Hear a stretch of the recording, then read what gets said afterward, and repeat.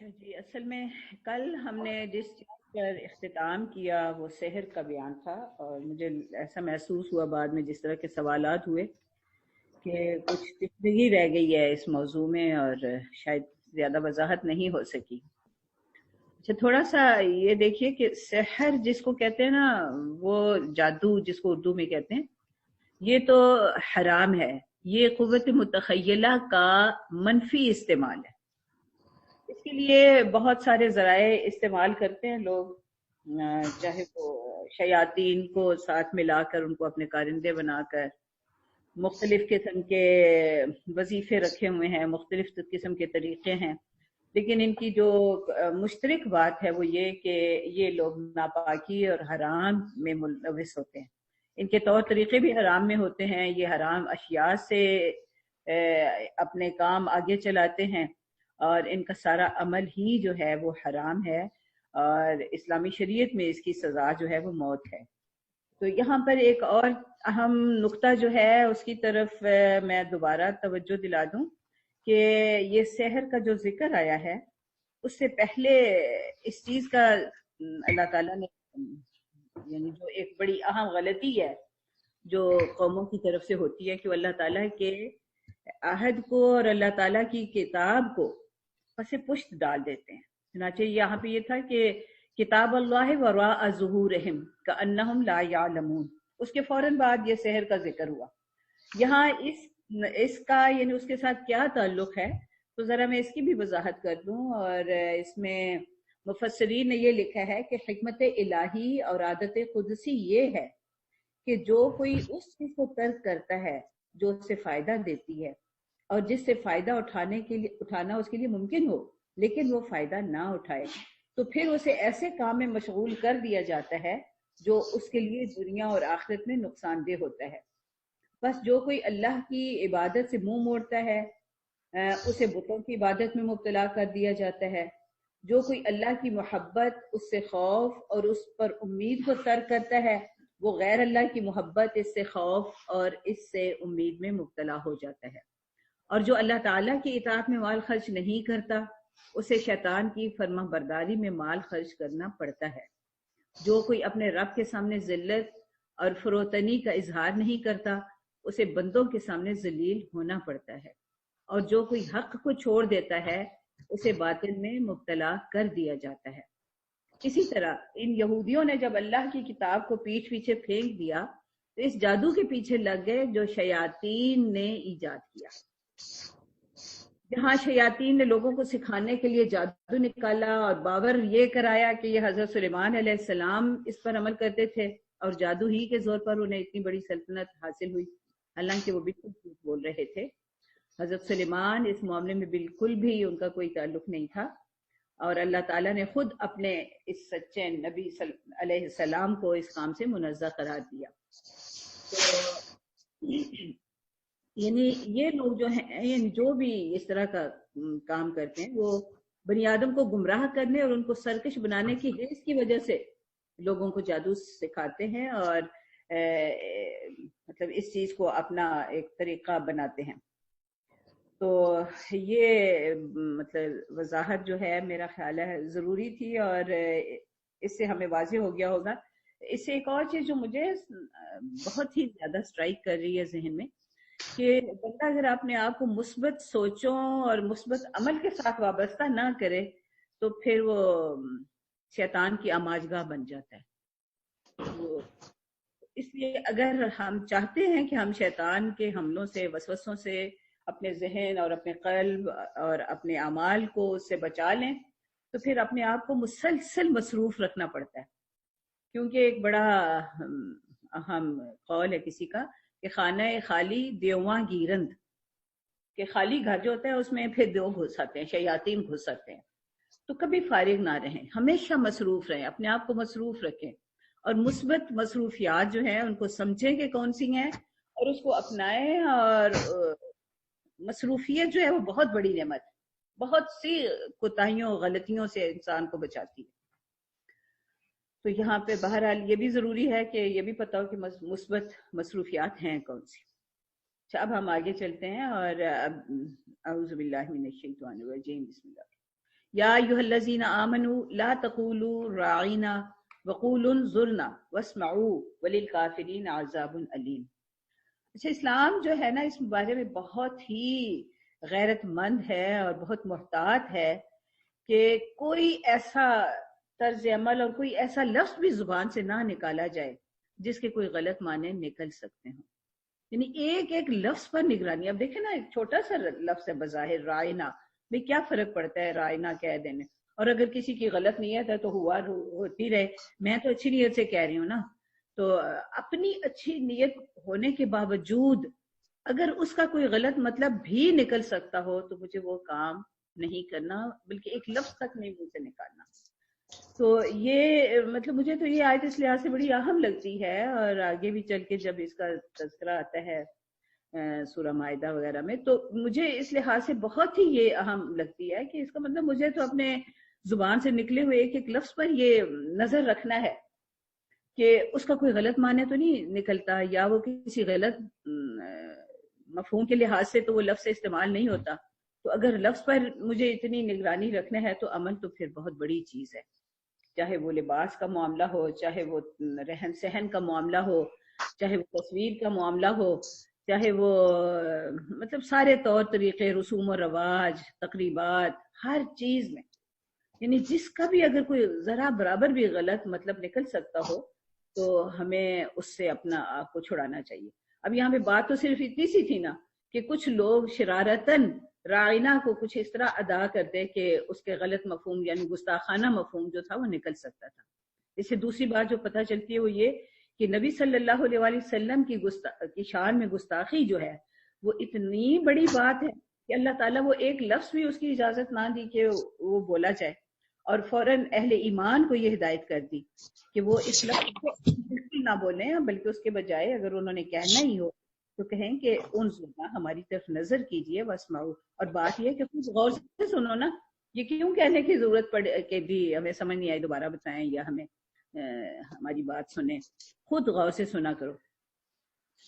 تو یہ قرآن کا بھی ادب ہے اور نبی صلی اللہ علیہ وسلم کی محفلوں کا بھی ادب تھا کہ پوری توجہ، پوری یکسوئی کے ساتھ بیٹھے بندہ اور ہر طرح کی باتوں سے اپنے آپ کو فارغ کر کے تو پوری توجہ سے کتاب قرآن جو ہے اس کی طرف توجہ کی جائے، سنا جائے. اور جو ایسا نہیں کرتا وللکافرین عذاب علیم. ما یود الذین کفروا من اہل الکتاب ولا المشرکین ان ینزل علیکم من خیر من ربکم واللہ یختص برحمتہ من یشاء واللہ ذو الفضل العظیم. اچھا، اب یہ اسی حسد کا ذکر اور اسی حسد کی وجہ سے وہ اس طرح کے لفظ بھی بولا کرتے تھے جیسے رائنا والا ذکر جو آیا ہے. تو اللہ تعالیٰ یہ کہہ رہے ہیں کہ یہ نبوت جو ہے یہ سب سے بڑی مہربانی اور رحمت ہے اللہ تعالیٰ کسی کو نصیب کر سکتا ہے.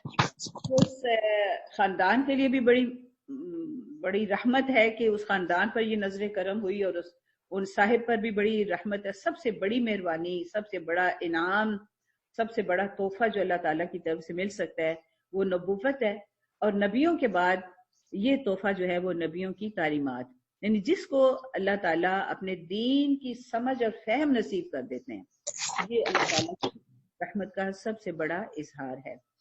تو اور یہ کس کو دیتے ہیں؟ جس کو وہ چاہیں، اور کس کو چاہتے ہیں؟ جس کے دل میں اس کی طلب ہو. اب ایک اور اعتراض جو یہود کیا کرتے تھے وہ یہ کہ ما ننسخ من آیت او ننسها نأتی بخیر منها او مثلها الم تعلم ان اللہ علی کل شیء قدیر الم تعلم ان اللہ له ملک السماوات والارض وما لکم من دون اللہ من ولی ولا نصیر. اب انہیں یہ بھی اعتراض تھا کہ لو جی اگر یہ الہامی کتاب ہے، اللہ کی طرف سے آئی کتاب ہے، تو اس کے بعض مضامین جو ہیں وہ تورات سے ملتے کیوں نہیں ہیں، اور اس کے بعض احکام جو ہیں وہ اس سے مختلف کیوں ہیں؟ تو اب مثلا نمازوں کے اوقات کی بات یا کچھ اس طرح کے معاملات، تو اللہ تعالیٰ اس کے جواب میں یہ فرما رہے ہیں کہ وہ جو کنٹرولنگ اتھارٹی ہے، وہ جو سب سے سپیریئر جو ہے اتھارٹی ہے، وہ اگر کوئی چیز منسوخ کر دے یا اس کو بھلا دیا جائے تو وہ ایسا نہیں ہے کہ وہ خود بھولا یا اس نے کوئی تبدیلی کی، بلکہ وہ اس کی جگہ کوئی بہتر لاتا ہے. اور یہ اس کی پوری اتھارٹی ہے. کوئی بھی ساورن اتھارٹی جو ہے اس کا یہ حق ہے کہ وہ جب چاہے اپنے قوانین میں کوئی ترمیم کرے، اضافہ کرے یا ان کو منسوخ کر دے. تو کیا تمہیں معلوم نہیں ہے کہ اللہ ہر چیز پر قدرت رکھنے ہیں؟ ایک عام حکمران کو بھی یہ حق حاصل ہے، تو اللہ تعالیٰ جو پوری کائنات کے مالک ہیں، پوری کائنات کی بادشاہی ان کے پاس ہے، تو کیا انہیں یہ حق حاصل نہیں ہے؟ اور بات یہ ہے کہ وَمَا لَكُم مِّن دُونِ اللَّهِ مِن وَلِيٍّ وَلَا نَصِيرٍ، اور ویسے تمہارا اللہ کے سوا ولی اور مددگار ہے کون؟ تمہارے لیے کوئی اور ہو ہی نہیں سکتا. ولی تو ہوتا ہی وہ ہے جو سب سے زیادہ تمہارے مفادات کا نگران ہے. اور یہاں خطاب جو ہے وہ تمام انسانوں سے ہے، خاص اہل کتاب سے ہے، اور اہل ایمان تو خیر ہے ہی. مطلب یہ کہ وہ جو سب سے زیادہ خیر خواہ ہے اسے معلوم ہے کہ اس وقت تمہارے لیے کون سا حکم یا کون سی بات جو ہے وہ سب سے بہتر ہے. ام تريدون ان تسألوا رسولكم كما سئل موسى من قبل ومن يتبدل الكفر بالایمان فقد ضل سواء السبیل. اب یہ بھی ان کے اسی طرز عمل کا ہے کہ وہ کثرت سے سوال کرتے تھے، اور سوال اس لیے نہیں کرتے تھے کہ ان پر حقیقت جو ہے وہ منکشف ہو یا انہیں ان کے لیے عمل کے راستے آسان ہو، بلکہ محض باہر کی کھال نکالنے کے لیے، ٹالنے کے لیے. تو سوال کرنا بذات خود تو ممنوع نہیں ہے، کوئی حرام تو نہیں ہے. خود اللہ تعالیٰ کہتے ہیں کہ اگر تمہیں نہیں کچھ معلوم تو فاسأل بہ خبیرا، پوچھو جن کو خبر ہے. تو اس لحاظ سے یہ سوال مطلقاً تو ممنوع نہیں ہے، لیکن اگر سوال کرنے کی نیت عمل کے راستے آسان کرنے کی نہ ہو، سمجھنے کی نہ ہو، فہم حاصل کرنے کی نہ ہو، تو پھر وہ سوال جو ہے وہ شرارت ہے. تو جو شرارت کے انداز میں سوال کیے جاتے ہیں وہ حرام ہی ہو جاتے ہیں، اور اسی پر یہاں پر گرفت ہے. اور اس کی ایک مثال جو ہے، دو مثالیں بلکہ دی جا چکی ہیں. ایک تو وہ گائے کے ذبح کے معاملے میں، اور ایک یہ کہ جی اگر آپ نے اللہ سے بات کی ہے تو پھر ہمیں بھی اللہ تعالیٰ دکھا دیں، ہمیں نظر آئیں وہ سامنے. یعنی اس قسم کی باتیں جو ہے وہ محض کٹ حجتی کے لیے تھیں، اور اس کو اللہ تعالیٰ ایمان کے بدلے میں کفر سے تشبیہ دے رہے ہیں. یعنی اس نے ایمان کی روش کو کفر سے بدل لیا، تو پھر وہ تو راستے سے بھٹک گیا. وَدَّ كَثِيرٌ مِّنْ أَهْلِ الْكِتَابِ لَوْ يَرُدُّونَكُم مِّن بَعْدِ إِيمَانِكُمْ كُفَّارًا حَسَدًا مِّنْ عِندِ أَنفُسِهِم مِّن بَعْدِ مَا تَبَيَّنَ لَهُمُ الْحَقُّ فَاعْفُوا وَاصْفَحُوا حَتَّى يَأْتِيَ اللَّهُ بِأَمْرِهِ إِنَّ اللَّهَ عَلَى كُلِّ شَيْءٍ قَدِيرٌ. پھر اسی بات کا تذکرہ ہے کہ اصل میں تو اس وقت تک راضی نہیں ہوں گے، وہ تو چاہتے ہی یہ ہیں اہل کتاب کہ آپ ایمان کے بعد کفر کی طرف پلٹ جائیں. یعنی انہیں کفر جو ہے نا اس سے کوئی پریشانی نہیں ہے. اگر کوئی کافر ہے، کوئی اللہ تعالیٰ کی طرف نہیں آتا تو اس سے تو کوئی پریشانی نہیں ہے، لیکن اگر کوئی صحیح طریقے پر چلنا چاہتا ہے تو وہ ان کے لیے تکلیف دہ ہو جاتا ہے، اور وہ اپنے حسد میں مبتلا ہو جاتے ہیں. اور حسد دراصل یہ کہ ایک کام یعنی ایک صحیح راستہ جو ہم نے اختیار نہیں کیا وہ کوئی اور کیوں اختیار کرے. تو ہمیں بہرحال یہ کہا یہ کہ جب کوئی دوسرا شخص جو ہے وہ جاہلانہ ہٹ دھرمی پر، کٹ حجتی پر اتر آئے، تو اہل ایمان کو یہی ہدایت دی گئی ہے کہ فاعفوا واصفحوا حتی یاتی اللہ بامرہ. یعنی ایسے لوگوں کے ساتھ جب پتہ ہو کہ یہ لوگ محض کٹ حجتی کے لیے ایسی حرکتیں کر رہے ہیں تو بس ان سے درگزر کا معاملہ کرو اور ان کو نظر انداز کرو. ان کی حرکتوں کو، ان کی ہر حرکت کا جواب دینا ضروری نہیں ہوتا. حتی یاتی اللہ بامرہ، اپنی بات پر قائم رہنا ضروری ہے، اپنے جو موقف ہے اس پر ڈٹے رہنا ضروری ہے. جیسا سورہ کافرون میں ہے کہ بس ٹھیک ہے، لکم دینکم ولی دین، ان کا دین تمہارا تمہارے لیے ہے، میرا میرے لیے. اپنے دین کی خیر منائیں اور اپنے عمل کی نگرانی کریں، اور حتیٰ کہ اللہ تعالیٰ خود اس معاملے کا فیصلہ کر دیں. اور اللہ تعالیٰ کا فیصلہ اگر ہم اپنے دین پر ٹھیک سے چل رہے ہوں، اہل ایمان کے زمرے میں ہوں، مومن بن جائیں، تو پھر اس میں زیادہ دیر نہیں لگتی. ان اللہ علی کل شیء قدیر. وَأَقِیمُوا الصَّلَاةَ وَآتُوا الزَّکَاةَ. اب جو پازیٹیو مثبت کام مجھے کرنے کو کہا جا رہا ہے کہ چھوڑو انہیں، ان کے پیچھے نہ لگو، ان کے ساتھ الجھنے کی ضرورت نہیں ہے. تم بس اپنی صلات کا نظام قائم کرو اور زکوٰۃ کا نظام. صلات جو ہے وہ اگر اللہ کا حق ہے، اللہ تعالیٰ کے ساتھ جڑنے کا نام ہے، تو زکوٰۃ حقیقتاً اللہ کے بندوں کا حق رکھا گیا ہے. اور وہ بندوں کے ساتھ جڑنے کا نام ہے۔ تو یوں اللہ تعالیٰ ایک فرد کو، ایک بندہ مومن کو ایک طرف اپنی ذات کے ساتھ جوڑنے کا سامان کر رہے ہیں، اور دوسری طرف وہ چاہتے ہیں کہ میں اس معاشرے میں جب رہوں تو لوگوں کی خیرخواہ بن کر رہوں، لوگوں کے حقوق ادا کرنے والی بن کر رہوں۔ اس کے لیے زکوٰۃ کا پورا سسٹم جو ہے وہ ڈیولپ کر دیا گیا۔ اب ہم اس وقت ان کی تفصیلات میں تو نہیں جا رہے، لیکن جتنا آپ اس کی گہرائی میں جائیں گے نا، کہ اقیم اس کے لیے لفظ، قائم کرنے کا جو لفظ ہے، تو یہ صرف نماز ایک کونے میں بیٹھ کے کسی غار میں بیٹھ کے نماز پڑھنے یا اللہ اللہ کرنے کا نام نہیں ہے، یہ پورے معاشرے کو اس نظام پر قائم کرنے کا نام ہے۔ اور یہی وہ، یعنی جب یہ صحیح معنوں میں قائم ہوتا ہے یہ نظام، تو تبھی پھر وہ معاشرہ جو ہے اس کی شکل یہ ہوتی ہے کہ تنہا عن الفحشاء والمنکر، کہ ایسی نماز پھر پڑھی جاتی ہے جو فواحش اور منکرات کو اس معاشرے میں پنپنے نہیں دیتی۔ اسی طرح زکوٰۃ کا جب نظام قائم کیا جاتا ہے تو یہ معاشرے کے افراد کو ایک دوسرے کے ساتھ جوڑتا ہے، ان کے دلوں میں ایک دوسرے کے لیے محبت، احترام اور ہمدردی کے جذبات پیدا کرتا ہے، اور وہ معاشرہ جو ہے وہ سیسا پلائی ہوئی دیوار بن جاتا ہے، بنیان مرصوص بن جاتا ہے۔ وما تقدموا لانفسکم من خیر تجدوہ عند اللہ ان اللہ بما تعملون بصیر۔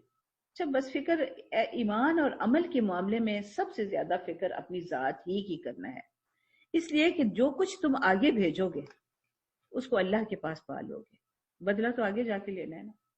وقالوا لن يدخل الجنة الا من كان هودا او نصارى تلك امانيهم قل هاتوا برهانكم ان كنتم صادقين بلا من اسلم وجهه لله وهو محسن فله اجره عند ربه ولا خوف عليهم ولا هم يحزنون۔ یہ ان کا ایک اور جو جس کا پہلے بھی ذکر آیا کہ بس ہم نے تو سیدھا جنت میں جانا ہے، تو یہاں بھی ان کا یہی کہ ان کا خیال ہے کہ جنت میں تو بس یا یہودیوں کا خیال ہے کہ صرف یہودی جائیں گے، نصارہ کا خیال ہے کہ صرف نصارہ جائیں گے، وہ ایک دوسرے کے بارے میں بہرحال یہ خیال نہیں رکھتے۔ تو یہ بس ان کی آرزویں ہیں۔ اللہ تعالیٰ ان کو پوچھ رہے ہیں یا انہیں کہہ رہے ہیں کہ اپنے اس دعوے کی اگر کوئی دلیل ہے تو ذرا سامنے تو لاؤ۔ برہان ایک ایسی دلیل ہے جو بالکل واضح ہو، جس سے پتہ چل جائے کہ ایک بندہ جو بات کہہ رہا ہے وہ بالکل ٹھیک ہے اور ایسا ہی ہوگا۔ اللہ تعالیٰ اس کے جواب میں کہہ رہے ہیں کہ بلکہ بات یہ ہے کہ جنت میں کون جائے گا، یہ اصل میں ولا خوف علیہم ولا هم یحزنون، یہ والی جگہ جو ہے، کون سی جگہ جہاں خوف اور حزن نہیں ہوگا، وہ صرف جنت ہے۔ تو وہ ملنے کی کیوں ہے؟ اللہ تعالیٰ وہ کرائیٹیریا بتا رہے ہیں کہ ہاں، جس نے اپنا چہرہ سبمٹ کر دیا، جھکا دیا، اللہ تعالیٰ کے حضور جھک گیا، من اسلم وجہہ للہ وہو محسن، اور پھر اس نے احسان کی روش اختیار کی۔ یہ احسان جو ہے نا، یہ بھی قرآن کی ایک اہم ٹرم ہے، اصطلاح ہے، اور اس کے دونوں مفہوم جس طرح ہم پہلے بھی اس کا ذکر کر چکے ہیں کہ احسان یہ ہے کہ کام جو ہے وہ صرف اللہ کی رضا کے لیے کیا جائے، بدلے کی توقع صرف اللہ سے ہو، اور دوسرا یہ کہ اپنی میکسیمم ایفرٹ، جتنا میں کسی کے لیے بھلائی کر سکتی ہوں اتنی کروں، فلہ اجرو۔ تو جب یہ احسان کی روش اختیار کی جاتی ہے تو پھر اجر ضائع نہیں ہوتے اور پھر جنت یقینی ہو جاتی ہے۔ بس انسان کو، یعنی مجھے اگر کوئی کوشش کرنی ہے تو وہ یہی کہ میں اس زندگی میں احسان کی روش، یعنی اگر اسلم جو ہے اس کو اگر میں یہ کہوں کہ بس میں نے قدم رکھ دیا اس صراط مستقیم پہ، اب قدم رکھ کے اب میں اپنی میکسیمم ایفرٹ لگا کر اس پر چلنا شروع کر دوں، تو پھر یہ توقع ہے کہ وہ مجھے میری منزل، امن والی منزل، ایک ایسی منزل جہاں کوئی خوف اور حزن نہیں ہوگا، وہاں مجھے پہنچا دے۔ وقالت اليهود ليست النصارى على شيء وقالت النصارى ليست اليهود على شيء وهم يتلون الكتاب كذلك قال الذين لا يعلمون مثل قولهم فالله يحكم بينهم يوم القيامة فيما كانوا فيه يختلفون۔ اب یہود و نصارہ دونوں ایک دوسرے کے بارے میں، یہ ان کی ہمیشہ ایک دوسرے سے جنگ رہی ہے، اور ان کا ایک دوسرے کے بارے میں یہی خیال ہے، یا یہی وہ سمجھتے ہیں کہ یہود کا خیال ہے کہ نصارہ کا کوئی دین نہیں ہے، اور نصارہ کا خیال ہے کہ یہود کسی دین پر نہیں ہے، اور ہمیشہ ان کی دشمنیاں ایک دوسرے سے چلتی ہیں۔ یہ تو بڑی یہ ریسنٹ پاسٹ کی، یعنی پچھلی صدی کا یہ حادثہ ہے کہ وہ دونوں اکٹھے ہو گئے ہمارے خلاف. تو ورنہ ہمیشہ یہود نے مسلمانوں کے پاس آ کر پناہ لی نصارہ کے ظلم و ستم سے بچنے کے لیے. تو یہاں پر کہا جا رہا ہے کہ وہ دونوں ایک دوسرے پر یہ اعتراض کرتے ہیں، حالانکہ دونوں اہل کتاب ہیں. بنیادی کتاب تو دونوں کی ایک ہی ہے نا، تورات. اور ایسی ہی بات وہ لوگ بھی کہتے ہیں جو کچھ بھی نہیں جانتے، یعنی جن کے پاس کتاب کا علم بھی نہیں ہے. یہ بھی یعنی مشرکین کا بھی ہمیشہ یہی خیال ہے کہ وہ اپنے بتوں کی وساطت سے نروان حاصل کر لیں گے، کامیابی کی منزلیں حاصل کر لیں گے. حالانکہ فیصلہ تو اللہ نے کرنا ہے. تو جو فیصلہ اللہ نے کرنا اس کے بارے میں ہمیں پتہ نہیں کہنے کی جرت کیسے ہوتی ہے کہ کون کامیاب ہے اور کون ناکام ہے. کامیابی اور ناکامی کا فیصلہ کلیتاً تنہا اللہ رب العالمین ہی کریں گے، اور یہ سارے فیصلے جو ہیں وہ قیامت کے روز ہو جائیں گے.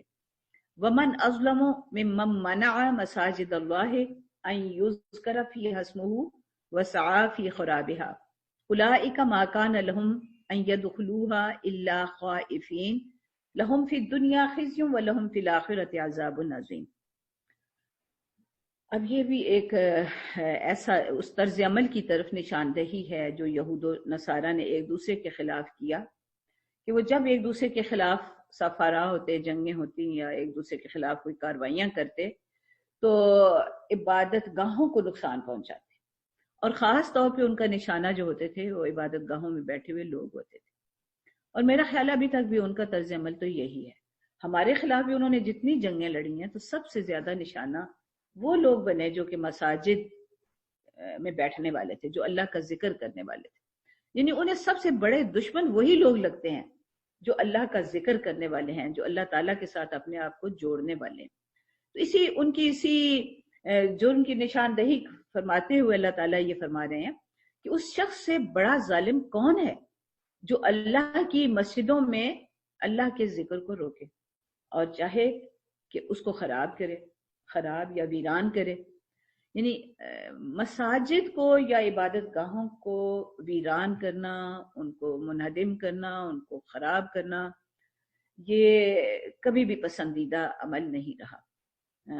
اور نبی صلی اللہ علیہ وسلم نے جو بھی جنگوں کے بارے میں جو بھی ہدایات فرمائیں تو ہمیشہ ایک اہم ہدایت یہ تھی کہ کہیں بھی جاؤ تو جو بھی وہاں پر لوگ ہیں جس بھی مذہب کے ہیں تو ان کی عبادت گاہوں کو نہ منہدم کرنا، ان کو نقصان نہ پہنچانا. تو ایک طرف تو یہ ہمارے لیے ایک اہم ہدایت یہ ہے، اور میرا خیال اہل ایمان نے اس چیز کا بہت ہمیشہ خیال رکھا ہے. اور کبھی ایسا نہیں ہوا کہ کوئی مندر گرا کر یا کوئی چرچ جو ہے وہ گرا کر وہاں مسجد تعمیر کی گئی ہو. ہاں یہ ہو سکتا ہے کہ کسی علاقے کے سارے لوگ جو ہیں وہ مسلمان ہو جائیں اور خود ہی اپنی پہلی عبادت گاہوں کو مسجدوں میں تبدیل کر دیں. یہاں پہ ایک اور چیز جس کی طرف نشاندہی ضروری ہے وہ یہ کہ مسجدوں کو خراب کرنا کن معنوں میں ہے.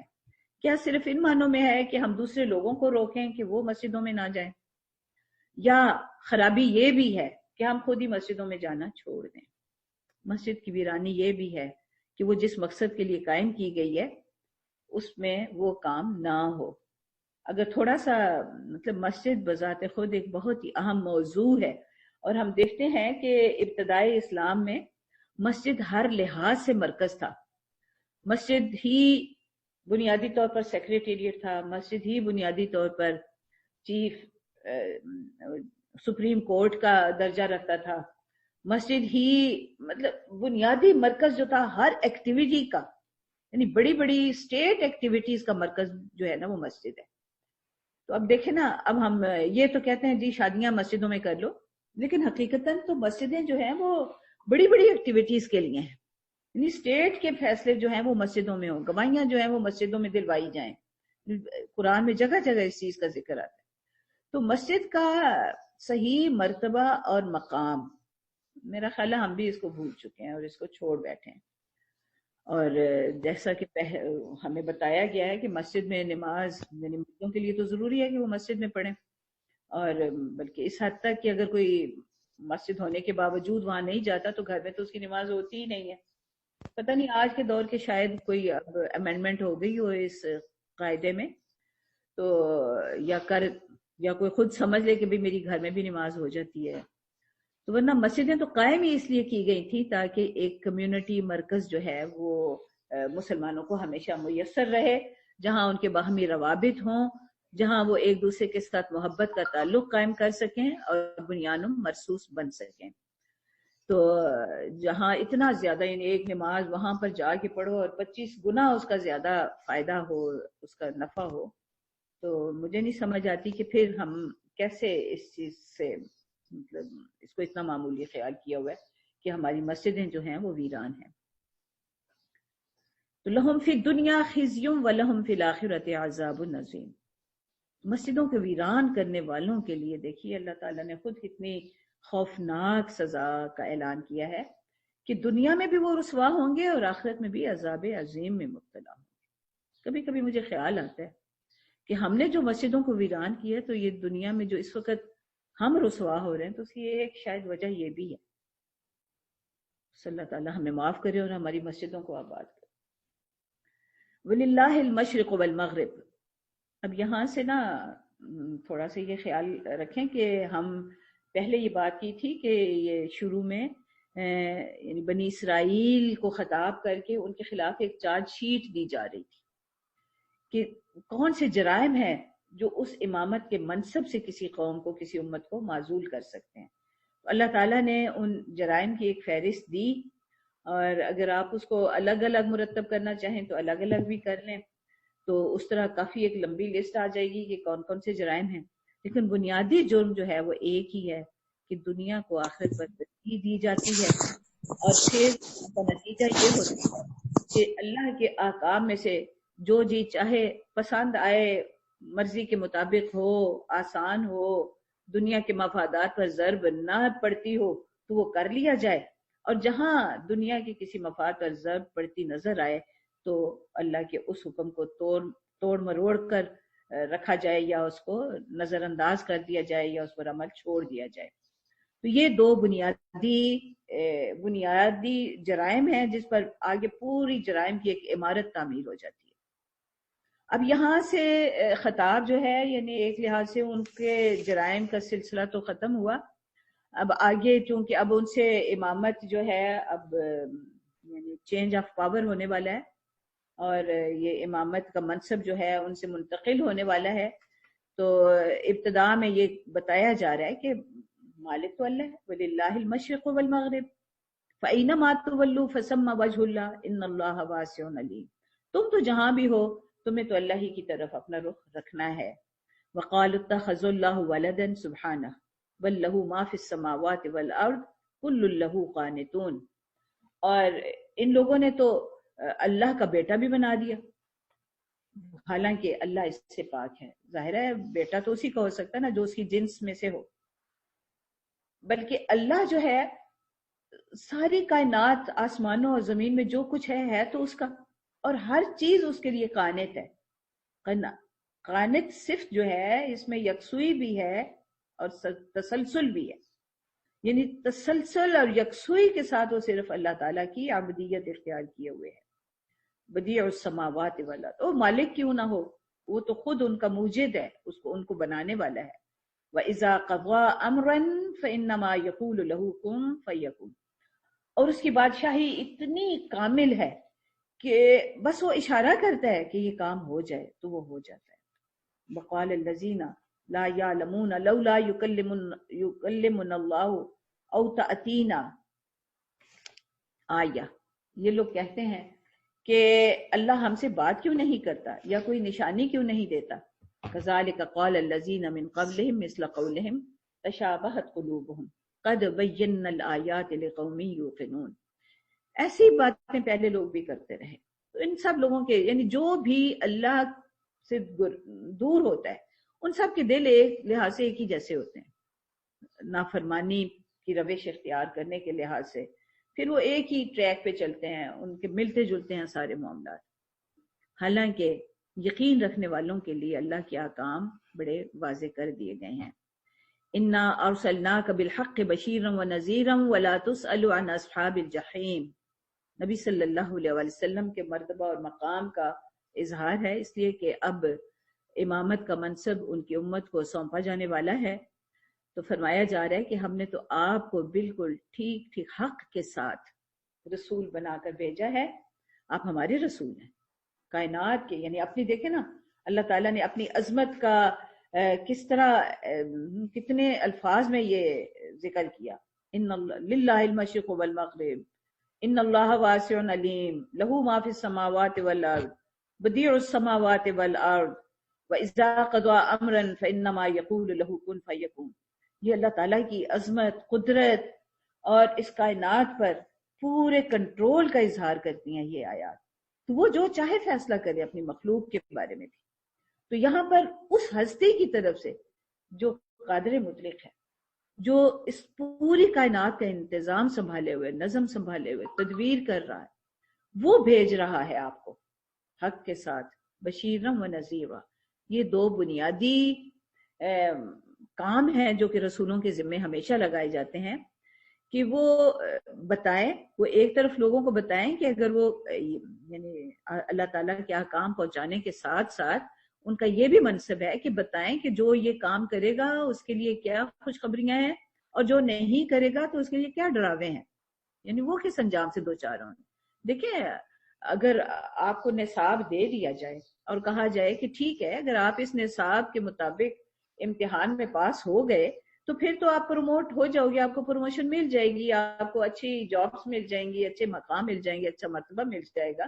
اور اگر آپ اس میں ناکام ہو گئے تو پھر تو نہ صرف یہ کہ فیل ہو جاؤ گے بلکہ بڑی سزا بھی ملے گی.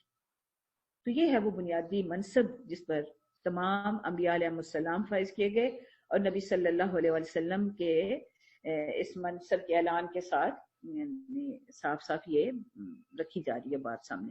وَلَا تُسْأَلُوا عَنْ أَصْحَابِ الْجَحِيمِ. اور یہ بھی کہ نبی کا کام صرف اتنا ہے کہ وہ احکام کو ٹھیک ٹھیک پہنچا دے، عمل کر کے دکھا دے، نافذ کر کے دکھا دے اور انجام سے خبردار کر دے. پھر اگر کوئی فیل ہوتا ہے، کوئی جہنم میں جاتا ہے تو پھر نبی پر اس کی کوئی ذمہ داری نہیں. یعنی یہ بلکہ ہم میں سے ہر ایک کے بارے میں اللہ تعالیٰ نے یہ کہا، نبی صلی اللہ علیہ وسلم کو بھی کہا علیک البلاغ، آپ کے ذمہ تو بات کو صرف پہنچانا ہے، وعلینا الحساب، حساب لینا تو ہمارا کام ہے. یعنی اب اس کے بارے میں اگر آپ صحیح طریقے سے بات کو دوسروں تک پہنچا رہے ہیں اور پھر دوسرے جو ہیں وہ اسلام قبول نہیں کر رہے، ایمان کی طرف نہیں آ رہے، صحیح طرز عمل اختیار نہیں کر رہے، تو اس جو مبلغ ہے اس پر کوئی ذمہ داری نہیں ہے. اس سے نہیں پوچھا جائے گا کہ بھئی اتنے لوگ کیوں نہیں تمہارے ساتھ ملے. وَلَن تَرْضَىٰ عَنْكَ الْيَهُودُ وَلَا النَّصَارَىٰ حَتَّىٰ تَتَّبِعَ مِلَّتَهُمْ قُلْ إِنَّ هُدَى اللَّهِ هُوَ الْهُدَىٰ وَلَئِنِ اتَّبَعْتَ أَهْوَاءَهُمْ بَعْدَ الَّذِي جَاءَكَ مِنَ الْعِلْمِ مَا لَكَ مِنَ اللَّهِ مِن وَلِيٍّ وَلَا نَصِيرٍ. اب دیکھیں، یہود و نصارہ ہوں یا کفار ہوں، مشرکین ہوں، وہ اس وقت تک راضی نہیں ہوتے جب تک کہ اللہ کے راستے کو چھوڑ کر ان کے ملت کا اتباع نہ کیا جائے. اور اللہ تعالیٰ صاف صاف بتا رہے ہیں کہ ہدایت تو وہی ہے جو اللہ نے دی، ان راستہ صحیح، گائیڈ لائن، طریقہ کار، منزل کامیابی کی. یعنی اگر ہدایت کے یہ تینوں معنی لیے جائیں تو وہ تو پھر صرف وہی ہے جو اللہ تعالیٰ نے ہمیں عطا فرمائی. اور لوگوں کی خواہشات کا اگر اتباع کیا، حالانکہ علم آ گیا، تو پھر اللہ سے کوئی بچا نہیں سکے گا. الذین آتیناہم الکتاب یتلونہ حق تلاوتہ اولئک یؤمنون بہ ومن یکفر بہ فاولئک هم الخاسرون. اور جن لوگوں کو ہم نے کتاب دی ہے، اب یہ جن کو کتاب دی ہے نا، ان میں یہود و نصارہ بھی مراد ہیں اور ہم بھی مراد ہیں. یتلونہ حق تلاوتہ، اچھا اس میں نا یہود و نصارہ میں بھی ہمیشہ ایسے افراد بھی موجود رہے ہیں جو تورات اور اپنی کتابوں کا یعنی اس طرح تلاوت کرتے ہیں یا اس طرح ان کو سمجھتے ہیں جیسا کہ حق ہے تلاوت کا. حق تلاوت کا مطلب یہ کہ تلاوت کے معنی جو ہوتے ہیں وہ یہ کہ جو احکام دیے جا رہے ہیں ان کو بندہ پکڑے اور ان کے مطابق عمل اپنا استوار کر لے، اپنا عمل کرے. تو یعنی جو اہل کتاب یہود و نصارہ میں بھی ہمیشہ ایسے لوگ ہیں جو کہ تورات کو سمجھتے ہیں اور اس کے مطابق عمل پر کوشاں رہتے ہیں. تو جو ایسا طرز عمل اختیار کرتے ہیں وہی ایمان والے ہیں. اب یہود و نصارہ میں جب ہم کہتے ہیں کہ ان میں حق پر قائم رہنے والے لوگ ہمیشہ موجود رہے ہیں، تو حقیقت یہ ہے کہ جو ایسا کرتے ہیں جب ان کے سامنے اسلام کی دعوت پہنچتی ہے تو وہ بالکل پس و پیش نہیں کرتے اور فوراً ایمان لے آتے ہیں. نبی صلی اللہ علیہ وسلم کے دور میں بھی ایسا ہی ہوا اور آج بھی بہت ایسی مثالیں ہیں کہ جو ہی ان کے سامنے حق پہنچتا ہے تو پھر وہ پس و پیش نہیں کرتے. وَمَن يَكْفُرْ بِهِ فَأُولَٰئِكَ هُمُ الْخَاسِرُونَ. یا بنی اسرائیل اذکروا نعمتی التی انعمت علیکم انی فضلتکم علی العالمین. یہ دوبارہ یاد دہانی اسی بات کی. واتقوا یوما لا تجزی نفس عن نفس شیئا ولا يقبل منها عدل ولا تنفعها شفاعۃ ولا هم ينصرون. اب جس بات سے یعنی یہی فکرے تھے جن سے بات شروع ہوئی تھی جب چارج شیٹ کیا جانا تھا بنی اسرائیل کو، تو اب انہی بات پر اختتام ہو رہا ہے اس پورے گفتگو کا کہ نعمت تو تمہیں دی تھی، تو مطلب انداز کچھ اس طرح کا ہے کہ یاد دہانی تو تمہیں کرائی گئی تھی، نعمت تو تمہیں بھرپور دی گئی تھی، تمہیں بڑی فضیلت عطا کی گئی، لیکن تم نے اس دن کا خوف نہ کیا جس روز، یعنی ویسے معنوں میں اس طرح نہیں ہے لیکن انداز کچھ اس طرح کا ہے کہ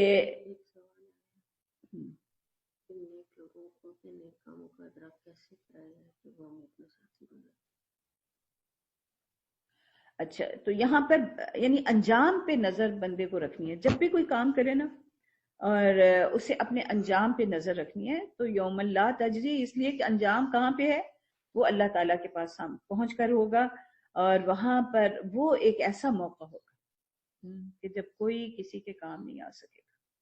نبی صلی اللہ علیہ وسلم سے حضرت عائشہ رضی اللہ تعالیٰ عنہ نے ایک دفعہ سوال کیا کہ کیا ہمیں آگ کے ساتھ یہ جو تعلق ہے یہاں پر، تو یہ وہاں ہمارے کچھ کام آئے گا؟ تو نبی صلی اللہ علیہ وسلم نے فرمایا کہ 3 موقع ایسے ہوں گے جب کسی کو کسی کی ہوش نہیں ہوگی، اور مجھے بھی تم لوگوں کی بالکل ہوش نہیں ہوگی. پہلا موقع وہ ہوگا کہ جب انسان اٹھائے جائیں گے اور انتظار میں ہوں گے کہ اعمال نامے کس ہاتھ میں پکڑائے جاتے ہیں، اور جب تک اعمال نامے دائیں ہاتھ میں نہیں آئیں گے لوگوں کی بے چینی بے قراری برقرار رہے گی اور انہیں کوئی ہوش نہیں ہوگی کہ کون کدھر ہے. ہاں دائیں ہاتھ میں آ جائیں تو پھر دائیں ہاتھ والے جو ہیں وہ خوش خوش پھر اپنے دیکھیں گے ادھر ادھر کہ بھئی اور کون ہے. اور دوسرا موقع وہ ہوگا کہ جب پھر اعمال نامے تولے جائیں گے، میزان قائم ہوگی، اس وقت بھی کسی کو ہوش نہیں ہوگی، بس یہ فکر ہوگی کہ آ تو گئے ہیں دائیں ہاتھ میں، اب پتہ نہیں ان کا وزن کتنا پڑتا ہے، پڑتا بھی ہے کہ نہیں پڑتا. کیونکہ بہت سارے لوگ ہیں جو کہ اس وقت جن کے اعمال جو ہیں وہ پھر مطلب صفر ہو جائیں گے، اور اس کی بہت ساری مثالیں احادیث میں دی گئی ہیں. اور یہ ایسے موقع ہوں گے کہ جب کوئی کسی دوسرے کی طرف سے بدلہ نہیں دے سکے گا، کوئی فدیہ نہیں قبول ہوگا، کوئی سفارش ہی نہیں ہوگا، کوئی مددگار نہیں ہوں گے. اور تیسرا موقع جو بتایا وہ یہ کہ وہ جب پلسرات پر سے گزریں گے تو جب تک جنت میں کامیابی سے داخل نہیں ہو جائیں گے اس وقت تک ہوش نہیں آئے گی کہ کون کدھر ہے، کسی کو کسی دوسرے کی فکر نہیں ہوگی. اچھا یہاں پر اب یہ والا سلسلہ تو ختم ہوا. اب اگلا سلسلہ جو ہے اب وہ حضرت ابراہیم علیہ السلام کا تذکرہ ہے، اور حضرت ابراہیم علیہ السلام کو ایک رول ماڈل کے طور پر پیش کیا جا رہا ہے.